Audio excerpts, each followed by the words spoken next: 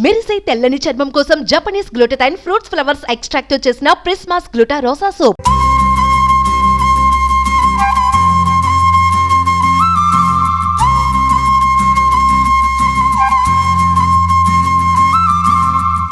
Welcome to Suman TV.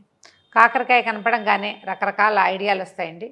మేమైతే పులుసుకూర చేసుకుంటాం.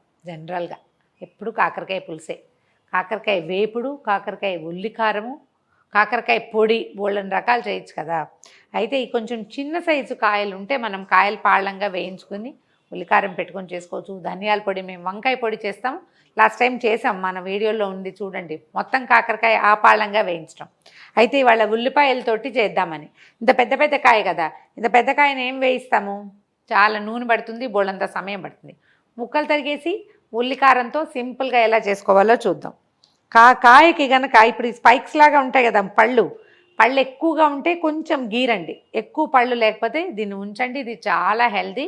Medium size ముక్కలు కట్ చేసుకోవాలి. దీంట్లో ఏం చేయొచ్చు అంటే ముందు ఒక మిక్సీ జార్ తీసుకోవటము. ఒక మిక్సీ జార్ తీసుకుందాము.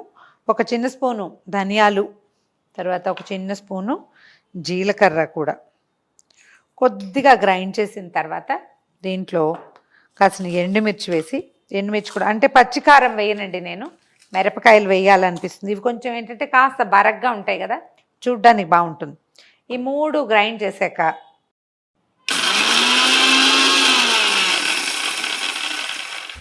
కొద్దిగా బరక పొడి కనపడుతుంది చూడండి, బరగ్గా పొడి చేసుకుని ఇందులోకి బాగా అంటే సుమారైన ముక్కలు తరిగి పెట్టుకున్న ఉల్లిపాయలు, కొద్దిగా అంత చిన్న చింతపండు. నాకు కాకరకాయకి చింతపండు కాంబినేషన్ నచ్చుతుందండి. ఒకవేళ మీకు చింతపండు వద్దనిపిస్తే మానేయండి, కానీ ట్రై చేద్దామంటే ఒకసారి వేసి చూడండి. పులుపు కలిసిన ఉల్లికారము చాలా ఎక్కువ రుచిగా ఉంటుంది. అది వేసినప్పుడు వేయనప్పుడు మనం డిఫరెన్స్ చూస్తాం కదా, 2 సార్లు చేసి. ఇది వేసింది ఎక్కువ రుచిగా తెలుస్తుంది. దీంతోపాటు కొద్దిగా కరివేపాకు వేసేసి గ్రైండ్ చేసేద్దాం.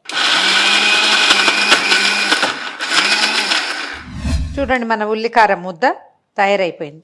ఈ ముద్దని మీరు బీరకాయలో కూడా వేసుకోవచ్చు అండి, సొరకాయలో వేసుకోవచ్చు, ఈ కాకరకాయలో చేయొచ్చు. దీన్ని ఆలులతోటి కూడా కూర చేసుకోవచ్చు. ఇలా ఒక అలవాటు చేసుకుంటే మనకు కొంచెం ఇంగ్రీడియంట్స్ ఏం కలపాలి అనేది. మనం ఆలుతో చేసామనుకోండి కొంచెం కొత్తిమీర వేసుకోవచ్చు. ఆలు మేథి చేయదలుచుకున్నాం అనుకోండి కొంచెం మెంతి కూర కూడా చివరికి వేసుకుంటే సరిపోతుంది. సో ఇప్పుడు ఏం చేద్దామంటే కాకరకాయ ముక్కలు కట్ చేసుకుందాం.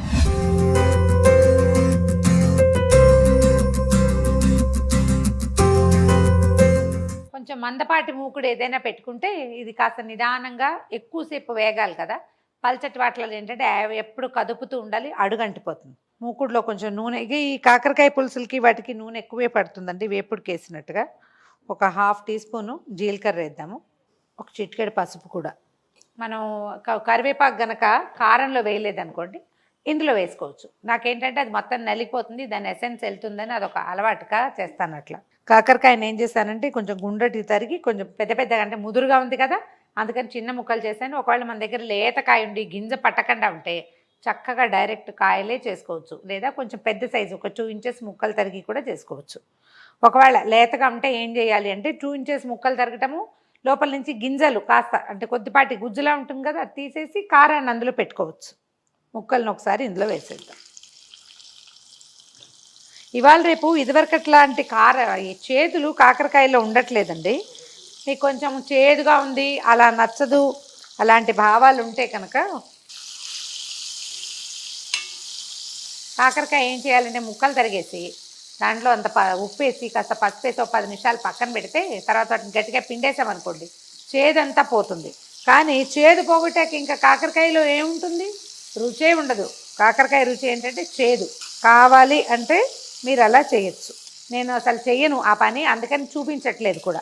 హైలో పెట్టి ఒక 2 నిమిషాలు వీటిని వేగనిద్దాము. ముక్కలన్నిటికీ ఆయిల్ బాగా కోట్ అయింది, కొంచెం చిట్చిట్లాడుతున్నాయి అంటే తడి ఉంది కదా, ఒట్టి నూనె వేపుడు అనమాట ఇది కాసేపు. అప్పుడు ఏం చేద్దామంటే ఈ ఉల్లికారం మనం గ్రైండ్ చేసి పెట్టుకున్నాం కదా ఇందులో వేసేద్దాం. కొద్దిగా నీళ్లు చల్లేస్తే ఇందులో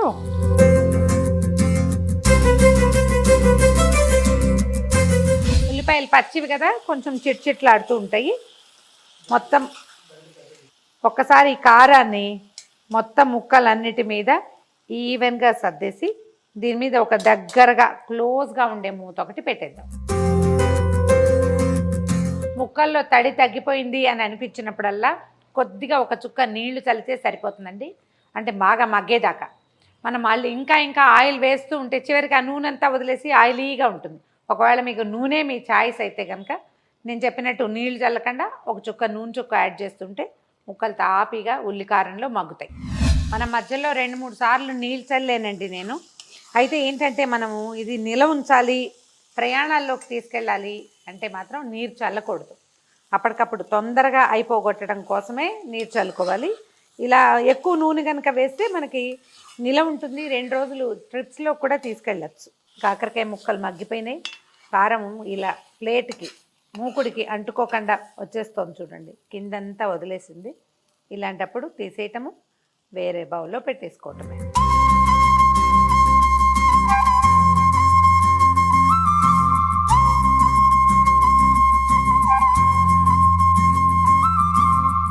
సింపుల్గా ఈజీగా ఆటే కాంప్లికేషన్స్ లేకుండా తొందరగా అయిపోయే కాకరకాయ ఉల్లికారం. నిల ఉండే కూర కాదు, అప్పటికప్పుడు చేసుకుని తినేందుకు చాలా బాగుంటుంది. ట్రై చేసి చూడండి. లేతకాయలు కనుక దొరికితే కాయల్లో పెట్టి వేయించండి, అది ఇంకా బాగుంటుంది. ఆరోగ్యానికి మంచిది కాబట్టి కొంచెం మసాలాలు మరికాస్త వేసినా, మరి ఉల్లిపాయలు మరికాస్త వేసినా పిల్లలు కూడా తినేలాగా మాత్రం ట్రై చేయండి. ఈ వీడియో కనుక మీకు నచ్చినట్లయితే లైక్ చేయండి, షేర్ చేయండి. మరిన్ని ఇంట్రెస్టింగ్ వీడియోల కోసం సుమన్ టీవీకి సబ్స్క్రైబ్ చేసుకోండి.